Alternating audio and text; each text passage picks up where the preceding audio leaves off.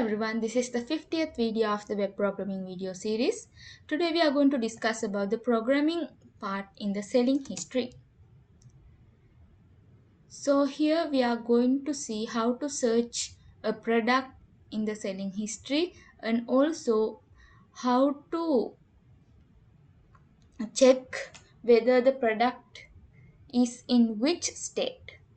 So we'll see. Okay, we are now in the admin dashboard. Today we are going to talk about the selling history. So we'll go to selling history. Okay, this is the selling history. Here we talked about the design of the selling history in my last video. So here you can search for your products through the invoice ID. So now we'll search for 10. Here you can see, then you can get the details of the 10th invoice, and also you can search an invoice from the date,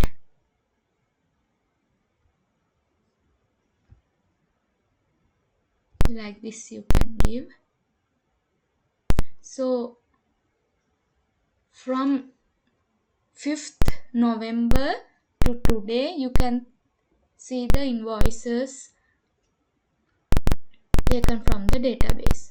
So if you want to check from 5th to 7th, we can find. So there's no invoice between 5th and 11th, 7th. We'll see then 10th. There are 4 invoices between 5th and 10th. So that's how you can find your invoice. And also in the selling history, admin can confirm the order. So here first we can click on confirm order. Then the status of the invoice will change to packing. Then if we click again, it will change to dispatch. And if we click it on it again, it will be delivered. And we cannot click after that. So delivered button is disabled. So that is the selling history. So after delivering, you cannot see any button here when you reload the page. And there's a pagination on the bottom. So that is the programming part of the selling history. We'll go to see the codes. Okay, now we are in selling history.php file.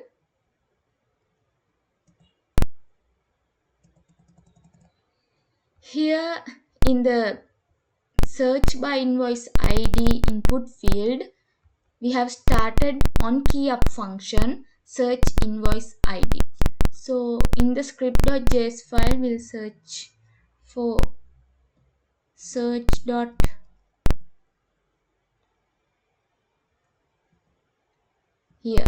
invoice ID function. Here we have taken the text entered in the input field. So now we are going to send that text to search invoice ID process.php file. Here this is the file. Here we have linked the connection.php file. Here using a if clause, we are going to check whether the ID or the text was sent. If the text is sent, we are going to check whether that ID is equal to the invoice ID. And using this query, we are going to check whether there's a invoice with that ID. So if there's an invoice, we are going to get all the details of that invoice and the product, and we are going to display those details here in the table. So here in the button, confirm button, we have said that if the invoice data status is 0, we have to show the confirm button.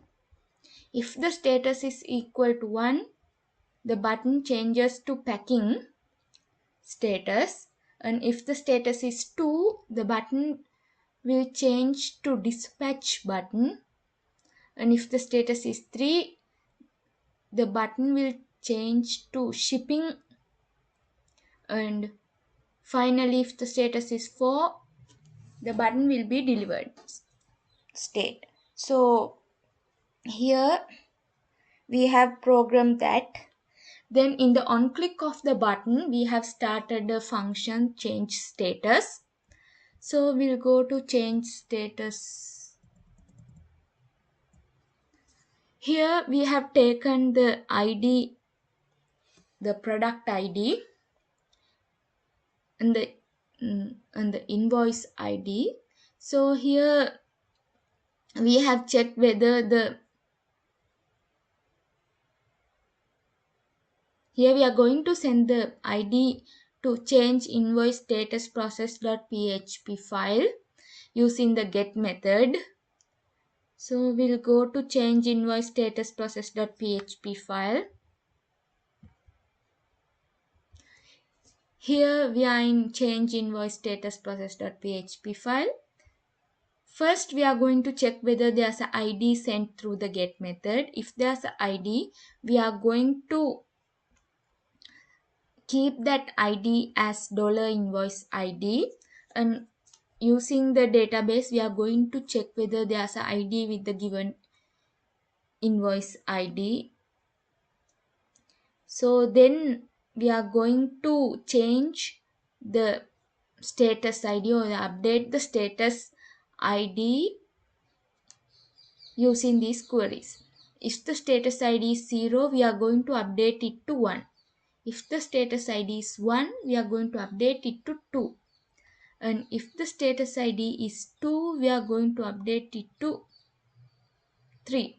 And if the status ID is 3, we are going to update it to 4. So that's how we are going to update the status. Next, we are going to echo the status ID. So here, if t equals 1, we are going to show the packing button, and if the echo is 2, we are going to show the dispatch button. If t equals 3, we are going to show shipping button, and if t equals 4, we are going to show delivered button. So next we'll go to selling page again, selling history.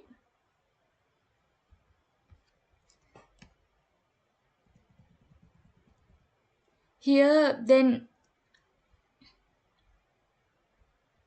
in the find button also we are going to start a new function, find sellings.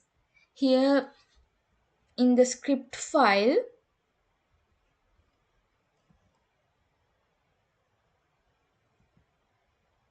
we are going to get the values of the from input field and to input field. This is the from input field and this is the to input field. We are going to get the values entered in those two input fields, and now we are going to send those two values to find sellings process.php file through the get method. So we'll go to that page. Okay, now we are in find sellings process.php file.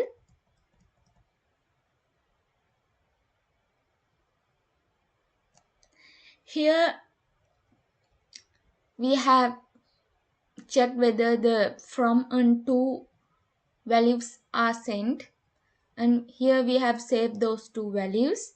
Then in the invoice we have checked the product and the invoice details between those two dates, and we are going to display those details in the table. So first we have checked whether the from input field is not empty and to input field is empty. So that is the first case. The from input field is not empty and to input field is empty. So then we have given if condition, so that the date in the invoice table date field should be greater than the from date we have added. So here in these codes we have entered the details of the products where the date of the input field is less than the data in the invoice table date field. Next condition is that the from input field is empty and to input field is not empty. So here we are going to check all the invoice data where the date is less than the given date in the to field. So here in these codes we are going to add the details of those products. Then the last case is that the to field and the from field both are not empty.